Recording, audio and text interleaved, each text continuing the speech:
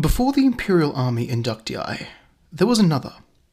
A soldier loyal to a different flag, a different ruler, yet it was this ancient Inductii that would pave the way of the modern Imperial Army.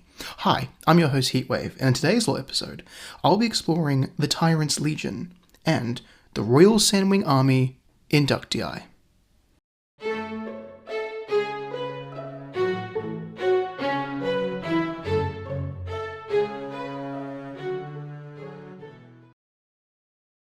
They call you an Inductii. In fact, a Legamite, no less. You are nothing but a freak of nature. Hybrid. You are nothing but the Tyrant's whore. Say that again to me, Viper, and I'll cut yours off. Welcome back to the Wings of Fire spin-off series Empire of Pareena. If you haven't done so already, please leave a like, and if you haven't done so already, please subscribe so you don't miss any episodes that I publish. So in today's little episode, I'll be exploring in more advanced depth the Tyrant's Legions and the first Inductii. Now, back in my episode on the War of Unification, I did briefly cover the Tyrant's Legions, but after translating more old Sandwing documents, I have uncovered some extra information, so I've decided to re-look at this topic, and I'll be exploring how the old Inductii ended up influencing the new Inductii of the Imperial Army. So let's begin. The history of the Sandwing Royal Army is just as short as the history of the Tyrant of the Mojave. Before the Tyrant, not a huge amount of information exists regarding what would become the Tyrant's Legions. But it's safe to say that these troops were the personal palace guards to the Sandwing monarchy. They probably wouldn't have numbers to form any military actions, which is something the Tyrant wanted to change, and obviously did so. A natural evolution of his rule over the Mojave. If the Tyrant was to secure his borders and enforce his will, he wouldn't be able to do it alone. He needed an army loyal to him, and one that was technologically advanced and logistically supported. Nevada was actually tasked in coming up with the numbers. How big of a military could the new Sandwing economy support, requiring weapons, leaders, barracks, training, and provisions? According to Nevada, though, it looked like an army can be raised. So one was. The Mojave underwent a massive recruitment drive, with the Tyrant himself giving many public speeches to pump up the already high ego of the Sandwings. He spoke about these new Inductii, his loyal soldiers, the best of the best, comparable to none. He spoke that how only the strongest, bravest, and most importantly, the most loyal Sandwings would make up the ranks of his Inductii. He asked the people of the Mojave, "Is that you?" Posters and plaques began to appear all over major settlements, showing the great glory of military service, and it stoked the flames of hatred for other winglets with slogans like "The Bastion against the Savages of Pareena," or "Only a real Sandwing knows his loyalty." It seemed to work because able Sandwings flocked to join this new military. Training would begin immediately in the desert, with emphasis on section and formation-based tactics rather than a free-for-all fight. But a trial by fire would be needed, so the Tyrant began to draw up plans to attack the Sea-Wing settlement of Beach. As per the Tyrant's policy on non-Sandwings, he desired to wipe out the fish-eaters in one fell swoop, but attacking an island against Sea-Wings that can retreat into the sea seems like a tactical challenge that may not have an effective workaround. But that's when Cinnamon, who at this point was still a slave, came up with an actual idea. If the island is a circle, right, with no visible access to the land, and if it's predicted for the Sea-Wings to retreat into the sea, then why not just put a massive net around the island, stopping the Sea-Wings from escaping, making them easy prey to trained and armed Inductii? The Tyrant was about to strike Cinnamon for daring have an opinion towards him, but he also saw that this was a sound tactical move. It was then that the Tyrant saw Cinnamon in a very different light. She was much more than a mere plaything of the Tyrant. She could be useful on a battlefield. The operation to kill off the fish eaters was delayed for a giant ring net to be made. It was made of a mix of metal wires and rope. The first Tyrant Legion would be given the honour of this first kill. Almost 1,400 Inductii against maybe 100 unaware Sea Wings. A fair fight, of course. It was dawn, and as the sun rose up, the Inductii attacked. In fact, they attacked from the direction of the sun to cover their advance. The first wave dragged a massive net and wrapped it around the settlement. The shock of the initial assault caused the Sea Wings to simply stop in horror, but they realized that what was happening when more and more Inductii began flooding through the top of the net, descending down into the small settlement. Spears first. It was a massacre. The Sea Wings were overwhelmed in mere moments, and with no chance to escape, the Sand Wings killed them all, regardless of age or gender. All would die. After the battle, with limited losses, a small garrison would stay on the beach to kill any Sea Wings coming in from the sea from hunting trips. To the Tyrant, this test was a great success. Now the Sand Wings have an army great enough to protect it and strike out. Now let's talk about the War of Unification and what role the Tyrant's legions played. Of course, if you know the story so far, you'll know that they would lose the war, and I detail a few actions in my 3-part episode on the War of Unification, but to recap it here. During the first year of the war, the Inductii enjoyed a few early victories against the Ice Wings. The heavy formation tactics worked wonders on the Ice Wings, who just threw whatever troops they had at the Sand Wings, but as they moved up the mountains, the terrain became impractical. The cold, icy weather meant range was limited and assaults could only be conducted on a smaller scale. This got harder as the Ice Wings began a slow hit-and-run counter-campaign, attacking isolated units, ambushing the blind and tightly packed formations before slipping away into the snow. By the end of the first cycle, the Claw Mountain campaign was left to the Sand Wings' allies, the Sky Wings, to deal with. By the second cycle, the Tyrant's legions moved into the lower valley and attacked the Rock Wings, wiping them out in a single night. This prompted the Mudwing Rainwing Collective to fortify their borders from the Sand Wings, and the Mudwings made some pushbacks, actually. The Inductii underestimated the sheer raw power of Mudwing wheels, being able to smash skulls with their bare talons. The second cycle of the war didn't see much progress or use of the Tyrant's Legion, but the cracks of defeat began to show. The legions struggled to recoup their losses from Claw Mountain. Their reserve pool was drying up fast. They outpaced their supply lines, and with Cinnamon going rogue, stealing supplies certainly left the Tyrant legions high and dry. During the third cycle, the Tyrant's Legion did gain a few victories over Ocean's Loyalists, using their experience in battle to outplay the loose formations of Ocean's Loyalists, with some Inductii at this point being veterans of the campaigns of the first cycle. But more and more the Tyrant's legions began to be overwhelmed and outnumbered by those who joined the Loyalist, including a few Inductii. The Tyrant's legions fell back into defensive positions in the many pathways and openings that lead through Pareena's spine into the Mojave, like the Gap Pass. But even then, as I stated in my episode 3 of the War of Unification, Ocean's Loyalists outflanked the Sea Wings, and Ocean herself dueled with one of the leading Sand Wings of the Tyrant Legion. And she won. As the Tyrant's legions fell back into the Mojave, their fractured command structure, limited supply and no reserves, was what was left of the great Inductii, crumbled to dust. Many surrendered. Many more would be executed. Now let's actually break down the Royal Sandwing Army and how they conducted themselves on a battlefield. Maybe we'll learn why they ended up losing to a bunch of amateurs.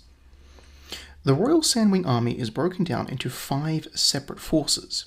3 Tyrant Legions, which is the bulk fighting force, 1 reserve formation that is used to fill reinforcements and replacements to the other Tyrant's legions, and finally a special 100-strong Tyrant's Guards, the personal bodyguards of the Tyrant. They wouldn't do much except surrender to Ocean's loyalists upon their arrival at Shady Sands. But for now I'll be focusing on the Tyrant's legions. Each legion is led by a Legamite, the most highest rank officer of the Tyrant's legions, each handpicked by the Tyrant for their cunning planning, tactical mindedness, or dire loyalty to the throne. We know, of course, of the 3 Legamites. The first legion was led by the cold and cruel Legamite Viper. The second is led by the Legamite Quicksand, with his legion doing the majority of the fighting during the war. And finally, we have the hybrid Mudwing Cinnamon, leading her 3rd Tyrant Legion. A Legamite wears a large side-mounted plume on their helmets to denote them on the battlefield, but rarely was expected for a Legamite to fight on the front lines. The Legamite will be surrounded by a group of subordinate officers called Centurns. These Centurns handled any of the other responsibilities of the Legamite. There are officers involved in leading engineer formations, the medical detachment, handling of logistics and supplies, runners to carry messages, a deputy Legamite, and a personal champion. The personal champion is talent picked for their actions and dedication in combat, typically as a merciless killer. Funny enough, Cinnamon would actually kill the 3rd Legion's champion by ambushing him and simply sitting on him. Her hefty Mudwing physique is enough to crush bones, after all. Anyway, the bulk of the Tyrant's legions are its cohorts. This is the primary fighting backbone of the legions. These formations are led by a Kohan, which directs the cohorts in battle. A cohort is further broken down into contuberniums, which are essentially infantry sections. Each section consists of 8 Inductii, with 1 as the section leader, called a Sergo. A legion, though, does have other aspects to its formation. A Tyrant's legion has its own recon detachment called Reconici, which would move ahead of the main formation to scout ahead, skirmishing with opposition forces before withdrawing, acting as light infantry. They wore typically some sort of camouflage and only carried light armaments of weapons and equipment. There is an engineer formation. This formation isn't really equipped for fighting, but rather handles the construction and deconstruction of fortifications, and digging any infrastructure the Legion needs. They carry all the extra equipment and tools that they need, making them even slower in combat. There is also a medical detachment, and by this point, battlefield medical care was in its infancy, so any actual help of healing ain't coming from here. Finally, there is a logistic support detachment. This is not populated by Inductii, but rather your average sandwing. Now, typically a sandwing needs to pay a tithe to the Tyrant in gold, metal, resources, or materials, but some sandwings can't pay that tithe, so they tag along with the legions and provide them with food, blacksmiths, farmers, herders, and manpower to pull the carts and other non-combat roles. A Tyrant's legion on paper can have up to 2,000 dragons in its organization, but in reality this number was much, much lower. Like how the 3rd Tyrant's Legion had only 213 Inductii as of the 2nd cycle of the War of Unification. The lowest rank is, of course, the Inductii, which means loyal soldier in Old Sandwing. He looks very different from the modern Imperial Army Inductii. So let's take a closer look. The Inductii of the Royal Sandwing Army is very well equipped for this time period in Imperial history. Many warriors of this time would only dream to be armed with pointy, stabby weapons and a set of battle armor, not to mention the other amounts of equipment an Inductii carries to sustain himself while on campaign. A very modern soldier, if I say so myself. The armor an Inductii wears from this time is actually quite thin, only being able to stop dragon talons. It won't protect them against a good punch, a stab wound, or shrapnel, but it does cover the head, neck, chest, greaves, belly, and thighs. These armor plates are fastened to the bodies using leather straps, and are quite cumbersome, heavy, and actually uncomfortable to wear. For weapons, the Inductii carry a lot. For range combat, they carry a simple bow. For fighting on the ground, they carry a small dagger. A trend seen in Imperial Army Inductii. And they carry a large sword for engaging while in the air. Sandwing Inductii also carry a long polearm that was used for forward charges. In fact, this polearm was designed to snap in half upon impact, allowing the Inductii to keep running forward without pause. Sandwing Inductii also carry a plethora of field equipment: bedrolls, bags, quivers, canteen, and other equipment needed for campaign. Many of these would be privately bought as well. There is a difference in looks depending on the designation that some Inductii have, with, of course, the Reconici wearing lighter armor plates, or how the engineers have a far more heavier, diverse set of equipment befitting their role. So if all that said, why did the Royal Sandwing Army lose the War of Unification to a mere child and her ragtag group of farmers, fishermen, and carpenters? Well, the answer to that is actually quite simple. The first is that Nevada did a lot in the background of the Tyrant's legions. He redirected valuable resources and undermined their positions, actively sabotaging their successes, even from the second cycle in. The second is that, well, eventually the Tyrant's legions were running out of supplies, or were limited in how far they could operate away from their supply lines, slowing down their ability to reach out and attack targets of opportunity. 3 was drifting manpower.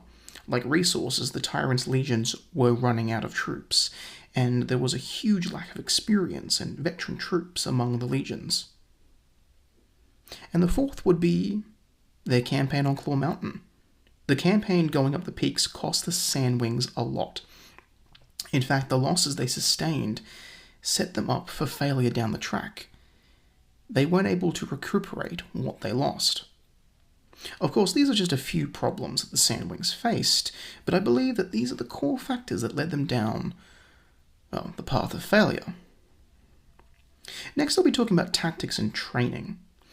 Now, dragon-on-dragon combat is very difficult to analyze. Typically when hunting, dragons have no issues. They can swoop down and snatch up any prey. Very few animals in the wild would dare put up a fight against a dragon. But in combat against another dragon? Well, it's a lot harder. Now, on their own, an Inductii is no better than any other dragon. They have flaws. Their equipment is heavy and cumbersome. They suffer from a rigid command structure and are slow to maneuver as a large formation. During their training, though, Inductii are taught to fight as one mind, with careful, choreographed movements and attacks. They are trained to fight as one formation, and Inductii will never fight alone, and has a lot of emphasis placed on keeping troops in formation and in step. Failure was something that needed to be drilled out of the Inductii during training. The Tyrant didn't tolerate failure. The weak must go. The Sandwings engaged in decimation, where, if there was a failure among troops, a small portion would be beaten to death as punishment. Inductii favoured tactics that involved large pitched battles. Against lesser organised enemies, the Inductii would come out with their ability to bring their entire legion to battle, merely crushing any opposition in sheer numbers. Of course, this made them harder to manoeuvre and to respond to outflanking actions.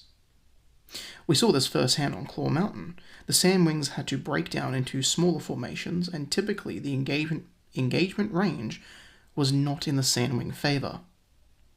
Common battle tactics would include the use of one or more infantry sections working together. Inductii carry many different weapons, allowing them to engage at different ranges. The goal of the Inductii is, of course, the total destruction of the enemy, and they go about this in a number of different ways. First is a simple leapfrog. 2 contraboniums will work together to engage a single target. One will provide supporting fire, while the other moves in close to engage in close combat. Of course, speaking of supporting fire, another known tactic is to simply salvo an enemy formation with arrows, but of course this uses up available ammunition and is only used in the opening of an initial attack. And finally, if all else fails, Inductii carry long spears and pikes to simply run down any foe in massive charges. In fact, the spear used is designed to snap upon piercing a target to allow the Inductii to keep momentum in the charge. In the air, though, the Inductii were trained not to engage the foe at their terms, but rather to form a circle and beat back the enemy. Basically, they would take a more defensive role by creating a circle with all their spears pointing outwards, allowing them to stab any dragon foolish enough to fly into them. Speaking of defending, it was a great shock to the Tyrant's legions when they actually had to dig in and defend. It's not like they couldn't do it, but their mindset didn't allow them to comprehend defensive positioning. Their goal was to always lash out first, to run down the enemy, not sit in foxholes and beat back the foe with a stick. But unfortunately, by the third cycle of the War of Unification, they had to do exactly just that. So finally, just quickly, how did these old Sandwing Inductii influence the newly formed Imperial Army Inductii? Well, it wasn't a subtle influence, I'll say that. The old Inductii influenced the new Inductii not by their mere name, but by their equipment and organization. Post-War of Unification, a lot of documentation was left over about how the Tyrant's legions were formed, and with Cinnamon being one of the only remaining high-ranking commanders of the former Tyrant's legions, she was able to reform Ocean's Loyalists into a competent, commanded and structured military force that, over time, would reorganize itself to meet the growing needs of any modern battlefield, to the point where we see them now during the War of the Red Sands.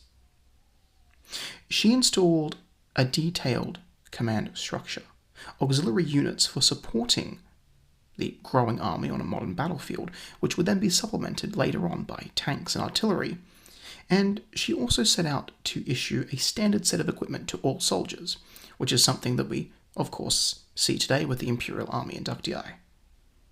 Pretty much, without the exploits of the Royal Sandwing Army Inductii, there wouldn't be an Imperial Army. And that concludes another lore episode of the Empire of Pareena. Thank you very much for watching. I'll be back with more lore episodes about this expansive Wings of Fire series. But until then, this is your host Heatwave, signing off.